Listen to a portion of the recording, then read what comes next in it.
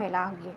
ठीक आहे. जर तुमची गन ग्लू ही व्यवस्थित पद्धतीने गरम झाली असेल तरच तुमचं हे जे फर आहे ते व्यवस्थित पद्धतीने चिटकते. आता तुम्ही बघू शकता, हे बघा, हा ग्लू आपला किती व्यवस्थित पद्धतीने मेल्ट झालेला आहे बघा. ठीक आहे. तो गरम असतो, हात लावायचा नाही, नाही तर चटका बसतो.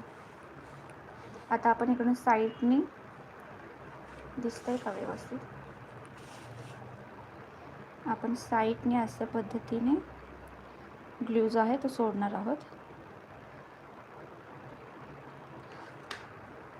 तुमचं जर हाताला स्पीड असेल तर तुम्ही सगळं पटपट सगळीकडे ग्लू जो आहे तो लावून घ्यायचा आहे. ग्लू आपला वाळू द्यायचा नाही. ग्लू वाळायच्या आतच आपली फर जी आहे ती चिटकावायची आहे. जर तुम्हाला पटपट जमत असेल तर तुम्ही पटपट सुद्धा करू शकताय पूर्णच हा राऊंड.